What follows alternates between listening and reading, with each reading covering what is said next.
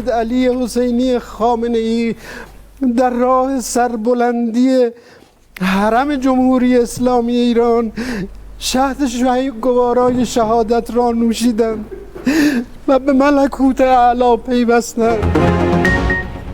امریکہ اور اسرائیل کے حملوں میں ایرانی سپریم لیڈر آیت اللہ خامنائی شہید ہو گئے۔ ایرانی میڈیا کے مطابق آیت اللہ خامنائی کو ان کے دفتر میں شہید کیا گیا۔ ایران میں 7 روزہ تعطیل اور 40 روزہ قومی سوگ کا اعلان۔ ایرانی فوج کا آیت اللہ خامنائی کی شہادت کا بدلہ لینے کا اعلان۔ علی لاریجانی کو آیت اللہ خامنائی کا جانشین مقرر کرنے کا امکان۔ ایرانی پاسداران انقلاب کا کہنا ہے کہ حملوں کے خلاف تباہ کن آپریشن جلد شروع ہوگا۔ اس سے قبل امریکی صدر ٹرمپ نے سوشل میڈیا پر دعویٰ کیا تھا کہ ایرانی سپریم لیڈر مارے جا چکے ہیں۔ ایران کے عوام کے پاس بڑا موقع ہے، وہ ملک واپس حاصل کریں۔ خامنائی کی موت دنیا کے لیے انصاف ہے۔ ایک انٹرویو میں ٹرمپ نے کہا، مجھے علم ہے خامنائی کے بعد کون احکامات جاری کر رہا ہے۔ کچھ اچھے امیدوار ہیں۔ امریکی صدر کا نئے ایرانی رہنما کا نام ظاہر کرنے سے گریز۔ ایران کے سرکاری میڈیا کے مطابق حملے میں سپریم لیڈر کی بیٹی، نواسی، داماد اور بہو جاں بحق ہو گئیں۔ ایرانی نائب صدر محمد رضا عارف نے صدر کا عہدہ سنبھال لیا۔ اسرائیلی میڈیا کے مطابق ایرانی صدر مسعود پزشکیان کہاں ہیں معلوم نہیں۔ ایران کا اسرائیل پر ایک اور حملہ، تل ابیب پر میزائلوں کی بارش۔ تل ابیب میں اسرائیلی وزارت دفاع کی عمارت کو نشانہ بنایا۔ میزائل حملوں کے باعث کئی عمارتوں کو شدید نقصان۔ صہیونی حکام نے ایک شخص کے مرنے کی تصدیق کر دی، 20 سے زائد زخمی۔ ایرانی پاسداران انقلاب کا کہنا ہے کہ تازہ حملوں کا نشانہ اسرائیلی سیکیورٹی پوزیشنز ہیں۔ عرب میڈیا کے مطابق تل ابیب میں سائرن بج اٹھے، لوگ بنکروں میں چھپ گئے۔ ایران نے بحرین، متحدہ عرب امارات، قطر، ابوظہبی، کویت میں امریکی اڈوں پر میزائل داغے۔ کویت کے ایئرپورٹ پر ڈرون حملہ، کئی لوگ زخمی۔ دوحہ میں 3 زوردار دھماکے سنے گئے۔ عرب میڈیا کے مطابق کویتی افواج نے ایرانی میزائلوں کو فضا میں بھی تباہ کیا۔ ایرانی پاسداران انقلاب کا آبنائے ہرمز بند کرنے کا اعلان۔ برطانوی میڈیا کے مطابق دنیا کے خام تیل کا تقریباً 5واں حصہ آبنائے ہرمز کے راستے سے گزرتا ہے۔ ایران میں اسرائیلی حملوں کی ایک اور لہر، تہران میں 2 دھماکوں کی آوازیں سنی گئی۔ امریکہ اور اسرائیل کے ایران پر حملوں میں 200 سے زائد افراد جاں بحق، سینکڑوں زخمی۔ خبر ایجنسی کے مطابق اسرائیلی امریکی حملے میں ایرانی وزیر دفاع امیر ناصر زادہ جان بحق، پاسداران انقلاب گارڈز کے کمانڈرز محمد پاکپور بھی جاں بحق۔ اسلامی انقلابی گارڈ کور کے سینئر افسران بھی نشانہ بنے۔ ایرانی فوج کی اعلیٰ کمانڈروں کے جاں بحق ہونے کی تردید، سیاسی شخصیات کے جاں بحق کی بھی اطلاعات۔ اسکول پر بمباری سے 85 طالبات جاں بحق، 60 زخمی۔ ایرانی صدارتی محل اور سپریم لیڈر کے کمپاؤنڈ کے قریب 7 میزائل گرے۔ تہران میں سپریم لیڈر کے کمپاؤنڈ کی سیٹلائٹ تصاویر سامنے آ گئیں۔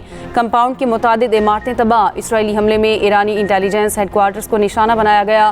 ایران کے میزائل لانچنگ مقامات بھی نشانہ۔ ایرانی ایٹمی توانائی تنظیم کے دفتر پر بھی حملہ کیا گیا۔ اسرائیل کا عراق پر بھی حملہ، 2 افراد ہلاک، 3 زخمی۔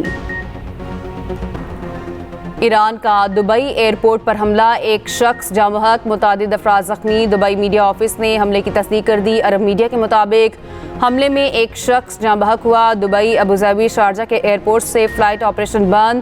ایران کے دبئی میں برج خلیفہ کے اطراف بھی ڈرون حملے، میزائل کے ٹکڑے لگنے سے پاکستانی شہری جاں بحق۔ UAE کا جاں بحق پاکستانی کے اہل خانہ سے اظہار تعزیت۔ متحدہ عرب امارات نے ایران کے 132 میزائل تباہ کیے، 195 ایرانی ڈرون حملے ناکام بنائے گئے۔ متحدہ عرب امارات کی وزارت دفاع نے اعداد و شمار جاری کر دیے۔ ادھر قطر پر ایران کی طرف سے 66 میزائل داغے گئے۔ قطری وزارت داخلہ کا کہنا ہے کہ قطر میں میزائل گرنے سے 8 افراد زخمی ہوئے۔ ایران پر امریکی اور اسرائیلی جارحیت کی مذمت کرتے ہیں۔ ایران پر حملوں سے عالمی امن کو سنگین خطرہ لاحق ہے۔ سیکرٹری جنرل اقوام متحدہ انتونیو گوتریس کا خطاب، کہا امن صرف مذاکرات سے ہی ممکن ہے۔ امریکی مندوب نے کہا ایران پر امریکہ نے کامیاب حملے کیے، مذاکرات کے باوجود ایران نے یورینیم کی افزودگی نہیں روکی۔ ایرانی مندوب سعید ایروانی نے کہا کہ امریکہ اور اسرائیل زبردستی ایرانی حکومت بدلنا چاہتے ہیں۔ بے گناہ افراد کے قتل کے ذمہ دار امریکہ اور اسرائیل ہیں۔ مناب شہر میں امریکہ اسرائیل حملے میں 100 سے زائد بچے مارے گئے۔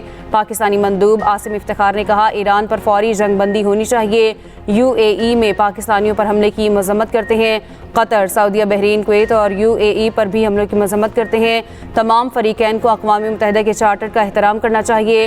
فرانس، روس، چین اور دیگر ممالک کا دونوں ممالک سے مذاکرات کا مطالبہ۔ ایران اپنا حق دفاع استعمال کرتے ہوئے تمام تر فوجی وسائل استعمال کرے گا۔ ایران کے وزیر خارجہ عباس عراقچی کا اعلان، کہا مشرق وسطیٰ کے ممالک اپنے علاقوں کو ایران کے خلاف استعمال ہونے سے روکیں۔ ایران کی وزارت خارجہ کے مطابق عباس عراقچی نے سعودی عرب، UAE، قطر، کویت، بحرین اور عراق سمیت کئی ممالک کے وزراء خارجہ سے ٹیلی فونک رابطہ کیا۔ انہوں نے کہا کہ ایران اپنی سالمیت کے تحفظ کے لیے تمام صلاحیتوں کو بروئے کار لائے گا۔ پاکستان کی ایران پر بلا جواز حملوں کی مذمت، فوری طور پر کشیدگی روکنے کا مطالبہ۔ نائب وزیر اعظم اور وزیر خارجہ اسحاق ڈار کو ایران کے وزیر خارجہ عباس عراقچی کا فون۔ دونوں رہنماؤں نے ایران اور وسیع تر خطے کی بدلتی ہوئی صورتحال پر تبادلہ خیال کیا۔ اسحاق ڈار کی ایران کے خلاف بلا جواز حملوں کی سخت مذمت۔ اسحاق ڈار اور سعودی وزیر خارجہ کا بھی ٹیلی فونک رابطہ۔ خطے میں تیزی سے بدلتی ہوئی صورتحال پر گہری تشویش۔ دفتر خارجہ کے مطابق دونوں ممالک کی قیادت بدلتی صورتحال پر مسلسل رابطے میں رہے گی۔ ترکی کے ایران پر امریکی اور اسرائیلی حملوں پر تشویش۔ صدر طیب اردوان کا کہنا ہے کہ ایران کی خود مختاری کی خلاف ورزی کی گئی، سفارتکاری کے لیے جگہ نہ بنائی گئی تو خطہ آگ کی لپیٹ میں آ جائے گا۔ برادر ممالک کے خلاف ایران کے میزائل اور ڈرون حملوں کو بھی ناقابل قبول سمجھتے ہیں۔ سعودی ولی عہد محمد بن سلمان کا امیر قطر اور UAE کے صدر سے رابطہ، فوری جنگ بندی اور مذاکرات کی میز پر واپسی کی اپیل۔ ایرانی حملوں کی شدید مذمت، سعودی عرب کا قطر اور UAE سے مکمل یکجہتی کا اعادہ، خود مختاری کے تحفظ میں ہر ممکن تعاون کا عزم۔ قطری امیر اور اماراتی صدر نے سعودی حمایت پر اظہار تشکر کیا۔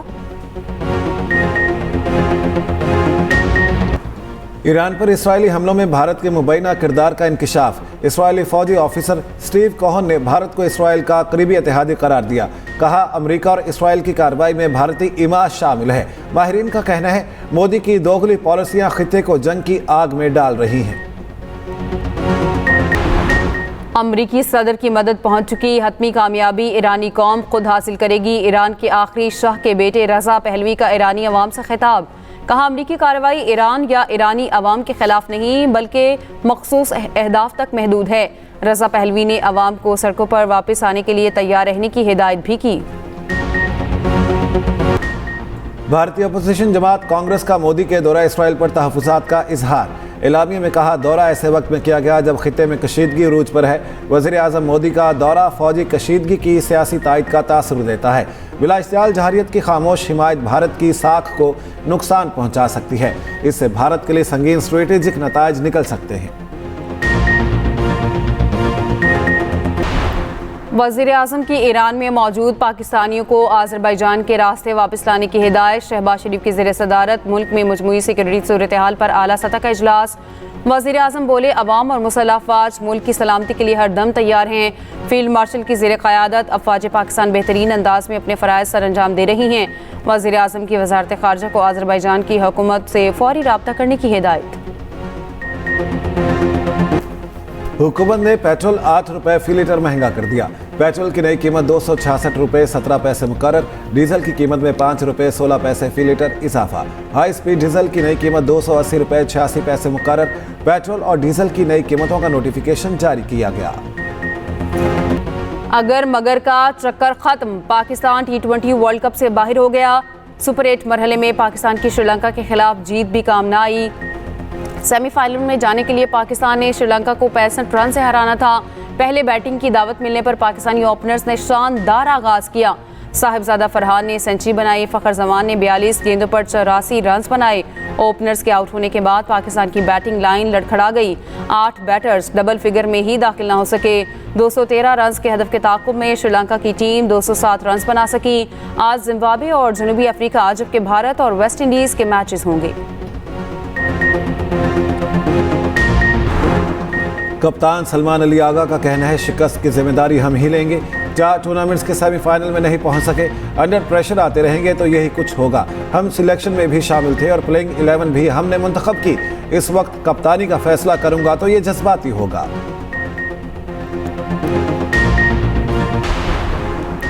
آپریشن غضب للحق پوری شدت سے جاری۔ افغان طالبان رجیم کو بھاری نقصان کا سامنا۔ افغان طالبان رجیم کے 352 کارندے ہلاک۔ 535 زخمی ہو چکے. وزیر اطلاعات عطا تارڑ کا ایکس پر بیان لکھا افغان طالبان کی 26 چیک پوسٹوں پر قبضہ کر لیا گیا. 171 ٹینک اور فوجی گاڑیاں تباہ. افغانستان میں 41 مقامات کو فضائی حملوں میں کامیابی سے نشانہ بنا کر تباہ کیا گیا.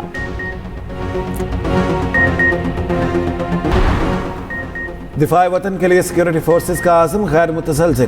افغان طالبان کی جارحیت کے خلاف طاقتور جوابی کارروائیاں جاری. افغان طالبان کی ایک کے بعد ایک عسکری تنصیبات ملبے کا ڈھیر بننے لگی. سیکیورٹی ذرائع کے مطابق پاک فضائیہ کا قندھار میں فضائی حملہ.